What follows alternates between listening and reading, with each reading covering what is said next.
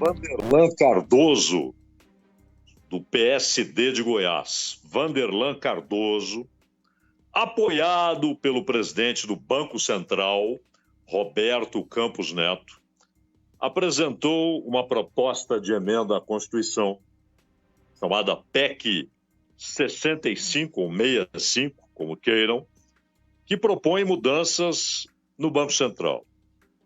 Não qualquer mudança na autarquia, mas, a rigor, é o início da privatização do Banco Central, porque, basicamente, torna o Banco Central empresa pública de direito privado.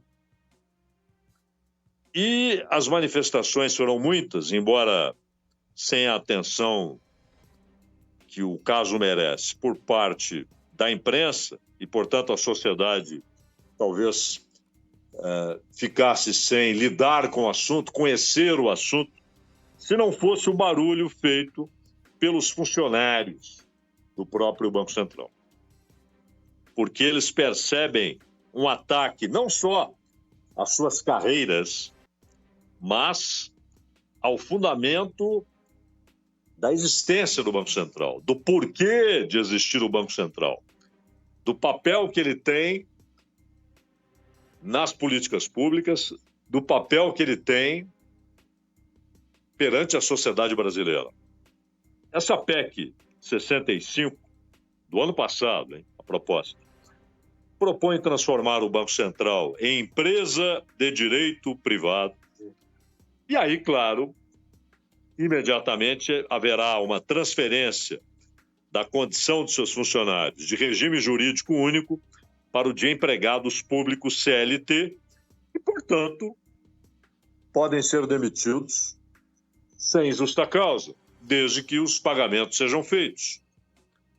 O que significa também a possibilidade de a direção dessa empresa pública de direito privado determinar o que os técnicos devem fazer, que decisões eles devem tomar, que caminhos eles devem percorrer, porque a estabilidade, ela assegura a continuidade dos serviços.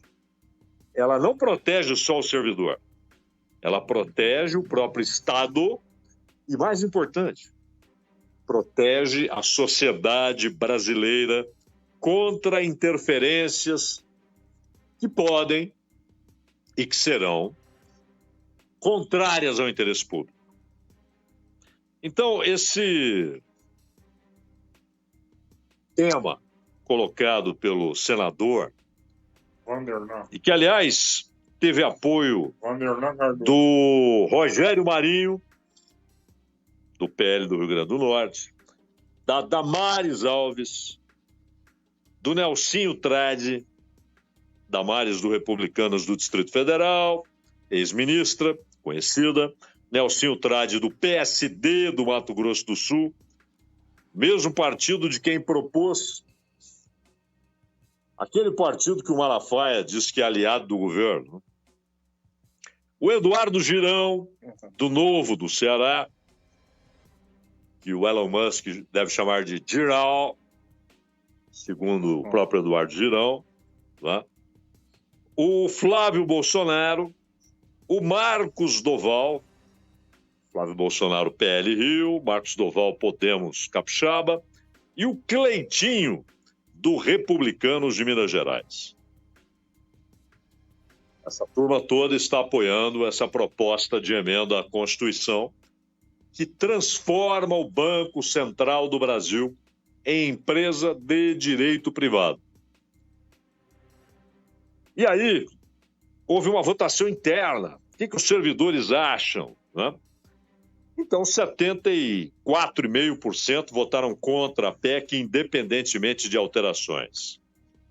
Ou seja, na essência, a PEC é ruim e, portanto, eventuais alterações não servirão para que ela seja apoiada por esses servidores. E eles entendem que qualquer alteração no texto original terá apenas o objetivo de fazer passar o que é central, que é entregar a economia brasileira ao capital financeiro. Ora, foram para a porta do Senado, fizeram barulho, são poucos, mas sabem do que estão falando. Como autarquia, independentemente do grau de autonomia do Banco Central, um funcionário do Banco Central, ele tem a proteção da sua condição de trabalhador em uma autarquia para tomar decisões de interesse público. E, claro, as decisões são colegiadas, todas elas, inclusive a definição da taxa básica de juros, a Selic. Tudo é colegiado. Mas há essa proteção. Se você tem uma direção que diz o caminho agora é esse, e quem não concordar está fora, numa empresa de direito privado, estará fora. Hoje não. E é claro que essa mudança comprometeria alcance de investimento público e teria os efeitos sociais óbvios.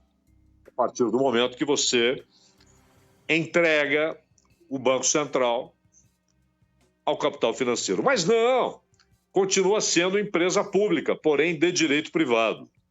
O Banco Central hoje já sofre enormes influências do capital financeiro, dos bancos, que tentam, inclusive, influenciar a escolha de presidente do Banco Central, de diretores do Banco Central, que muitas vezes influenciam, não há dúvida.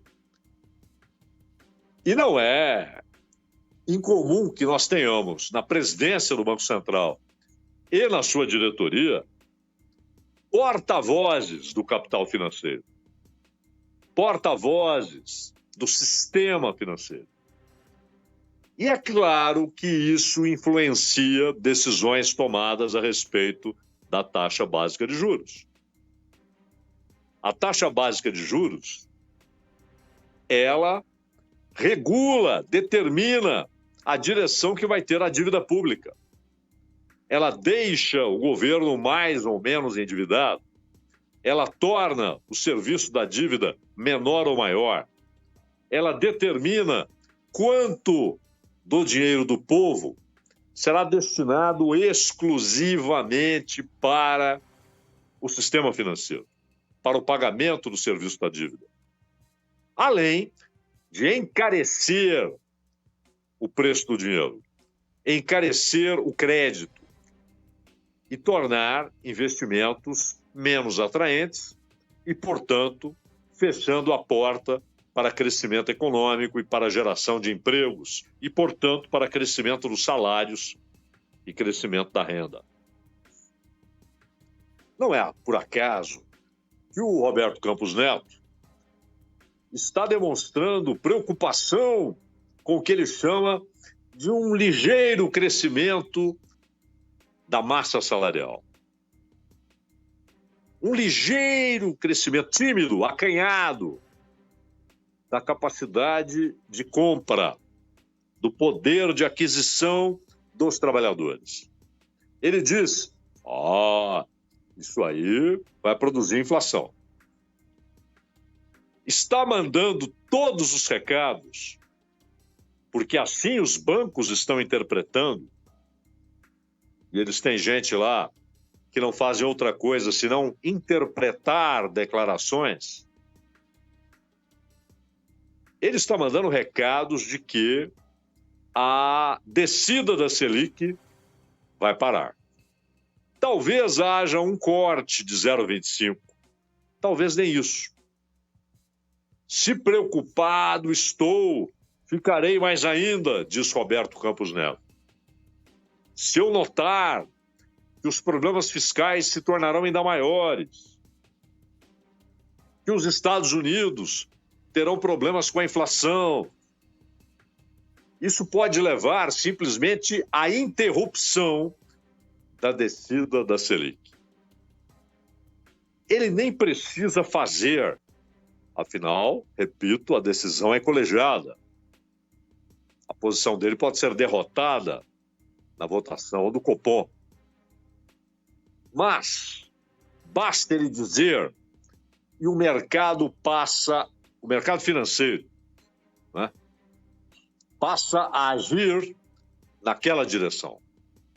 Opa, provavelmente terminaremos o ano com a Selic em 2 dígitos, como está. A expectativa de uma Selic descendo, chegando à casa de 1 dígito só, descendo para 9, visando a 8. Opa, vamos lá! A Selic vai descer e o juro real vai cair. Porque o Brasil tem, hoje, a segunda maior taxa real de juros do mundo. A segunda maior. E o Campos Neto foi homenageado em Londres. É claro que o pessoal que bate palmas para o Roberto Campos Neto e para as concepções que ele compartilha com o Paulo Guedes, esse pessoal está nas rádios, nas TVs, nos jornais e diz, tá vendo, critica o Campos Neto, homenageado em Londres. E parece que esse homenageado em Londres é uma definição conceitual irrecusável, incontestável, não dá para se discutir. Ah, se ele vai ser premiado em Londres? Opa! Quem somos nós para debatermos as decisões tomadas pelo Roberto Campos Neto e o que ele faz na presidência do Banco Central? Os ingleses, mais do que isso, porque é um prêmio internacional de bancos centrais do mundo. Que maravilha! Ele foi lá e dizendo, claro, que o prêmio é de toda a equipe, perfeito, mas ressaltando o papel do Banco Central no Brasil, ele falou da coragem que o Banco Central no Brasil teve em um ano de eleição, 2022, jogar a taxa Selic lá para cima. Porque nosso objetivo é sempre combater a inflação. Bom, inflação pode ter várias causas.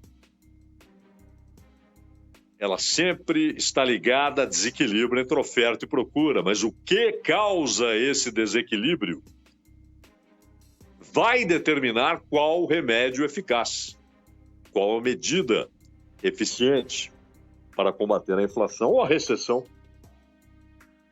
Então, a cartilha está lá. Temos uma demanda aquecida que supera a oferta. Então, é preciso reduzir a demanda, porque isso provoca inflação. Demanda maior do que oferta, os preços sobem. Então, subamos a taxa de juros, o dinheiro fica mais caro, o crédito fica mais difícil e, portanto, não haverá ambiente propício para crescimento da economia, para crescimento do consumo. Logo, essa é a medida em caso de aquecimento da demanda ao ponto de ela superar a oferta. O oposto, oferta maior do que a demanda. Demanda acanhada, inibida, baixinha. Recessão. Como combater isso usando taxa de juros? Reduzindo a casos como a Alemanha, Japão, em que a taxa real de juros se tornou negativa. Negativa. Isso desestimula investimentos em rentismos, né, em papéis, e leva a investimento produtivo. Claro. Então, você usa a taxa de juros para combater a recessão. Reduz a taxa de juros, o dinheiro fica mais barato, haverá crédito mais barato, para aquecer o consumo e, portanto, voltar ao equilíbrio. Mas a inflação não é produzida apenas por demanda maior do que oferta, porque a demanda cresceu, porque as pessoas estão com o bolso cheio. Ela pode aparecer por causa de aumentos consideráveis nos preços administrados, que não sofrem influência da Selic. Combustível, eletricidade, não sofre. E muitas vezes, vejam o caso dos remédios, há um tabelamento tão alto que você pode ter aumentos significativos nos preços, mesmo que não haja causa econômica. Quando há autorização para aumento, a margem real para aumento é gigantesca. E por isso dizem, não, o aumento foi menor do que o permitido. Claro, porque o teto é absolutamente absurdo, alto. Preço administrado não tem influência de Selic. Pode produzir inflação. Câmbio, ou seja, importações mais caras, porque o dólar está muito alto. Isso encarece, inclusive, a produção agrícola, pelos insumos importados, pelo combustível utilizado, 30% do diesel importado. Então, encarece a operação com trator, com coletadeira, com roçadeira, o caminhão que leva comida para a cidade, independentemente da Selic. E há também um efeito perverso, que é a Selic alta reduzir a oferta, porque reduz a produção, reduz investimento em produção. E lá na frente, depois de certo tempo, a produção cai, porque houve menos investimento. E houve menos investimento porque era muito mais interessante viver de rentismo, sem riscos dos negócios reais, da economia real, sem concorrência, sem folha de pagamento, sem imposto, sem ter de produzir em tais e tais condições. A Selic alta produz isso.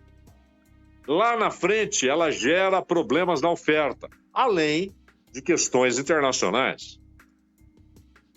Ou uma pandemia, como vimos, que desorganizou a distribuição mundial de mercadorias. E aí não há o que fazer, não há Selic que segure. E os preços sobem. Mas o povo brasileiro, na média, ganha mal. O povo brasileiro, na média, tem um salário baixo. As famílias brasileiras têm renda média baixa. Então, o consumo aqui, ele pode sim ser atendido se houver uma produção saudável, constante, permanente, daquilo que é ofertado para o consumo. E, no entanto, usa-se a cartilha, vamos subir a Selic porque a inflação está dando as caras. Mas espera aí, a inflação brasileira está ali coladinha com a dos Estados Unidos, comparando 12 meses com 12 meses. O que antes era, assim, uma utopia, né? Oh, já pensou se o Brasil tivesse uma inflação anual como a dos Estados Unidos? Hoje tem. E lá nos Estados Unidos, provavelmente, segundo o próprio Jerome Powell, presidente da Reserva Federal, haverá apenas uma redução da taxa de juros, 0,25. Ele já soltou a carta. Isso pode mudar? Pode mudar. E vejam como a história de Banco Central lá é independente. O que fez o Partido Democrata? Mandou uma carta para o Sr. Powell dizendo o seguinte: meu amigo, vamos reduzir a taxa de juros. Por que o Partido Democrata fez isso? Porque tem eleição em novembro. Não só para a presidência, para vários governos estaduais, para toda a Câmara dos Representantes e para parte do Senado. Ou seja, juro alto atrapalha quem está no poder. Então o Partido Democrata mandou essa carta. Ela é uma imposição? Não. Como aqui também não. Quando alguém aqui reclama do presidente do Banco Central, não é uma imposição. É uma posição política em nome da sociedade ou de parte da sociedade. Mas aí, os liberais de jardim de infância saem gritando: intervencionistas, não respeitam a autonomia do Banco Central. Quando o Partido Democrata manda uma carta dizendo: meu amigo, precisamos reduzir a taxa média de juros,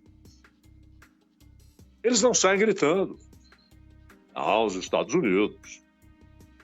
Lá funciona bem. Americanófilos, né? Acham que é a perfeição. É o modelo. Pois bem. Aliás, isso influenciou e influencia a ideia da independência do Banco Central. Mas empresa de direito privado é simplesmente arrancar da sociedade e de seus representantes a possibilidade de fazerem política pública respeitando a autonomia do Banco Central, mas sabendo que o Banco Central tem uma função pública, uma função social. Senão ele não precisa existir, inclusive como regulador de mercado. Inclusive como responsável por fiscalização de atuações dos bancos. O que muitas vezes o Banco Central no Brasil não faz. Os bancos fazem o que bem entendem. O que bem entendem. Não é por acaso que hoje o número de bancários é basicamente a metade do que havia há 30, 40 anos. O Pix é de graça. Um banco central transformado em empresa de direito privado, embora oficialmente empresa pública de direito privado, fará o quê? Manterá o Pix gratuito? Ou passará a cobrar? Ou autorizará a cobrança? Não só para empresas, como é hoje, mas para pessoas físicas. É um negócio de bilhões. Não taxaremos? E a política de juros? E a política monetária? Circulação de moeda? Uma empresa de direito privado cuidará disso? Imaginemos o argumento do autor da PEC e de todos esses que listamos aqui que a defendem. Rogério Marinho, Flávio Bolsonaro, Damares, Cleitinho, o pessoal lá do PSD que está defendendo, inclusive apresentou. Digamos que o argumento seja: não, a autonomia será mantida em relação a tudo e todos. Onde existe isso no mundo? A questão não é se há influência, mas quem influencia? A sociedade ou grupos privados? A sociedade, por intermédio do Estado, e aqui o Estado é não só o executivo, mas legislativo, decisões judiciais, etc. Pressão da própria sociedade, ou grupos financeiros, ou capital financeiro, que já tornou o capital industrial seu servo, que já lançou fora os capitães da indústria, a indústria, o investimento agropecuário, cada vez mais nas mãos do capital financeiro. Darão a ele também o Banco Central? E não é que hoje ele não tenha influência. Sabidamente tem. O que explica muitas vezes a Selic alta demais, mesmo para uma inflação baixa. Como sabemos? Basta olhar a taxa real. Qual o motivo de o Brasil ter a segunda maior taxa real de juros do mundo? E como é feita a conta? Taxa básica menos inflação. O resultado é o segundo mais alto do mundo, mas ali, cabeça a cabeça com o México, cabeça a cabeça com a Rússia. E pelo que está apontando o senhor Roberto Campos Neto, com folga será em breve a maior do mundo. Porque já está ali, em alguns momentos é a maior, hoje é a segunda, mas pode alcançar o topo do pódio rapidamente. Por quê? A inflação explica isso? Não. A causa do risco de inflação subindo explica isso? Não. Porque esse não é o remédio eficaz para essa causa específica. O que explica, então? Não é a influência que o Banco Central já sofre do capital financeiro?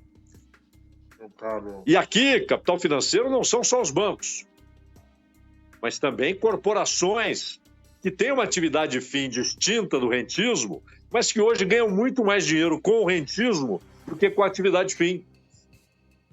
Então preferem Selic mais alta, renda mais alta, mesmo em detrimento do seu negócio fim, da economia real, porque hoje ganha muito mais dinheiro com o rentismo. A força econômica, financeira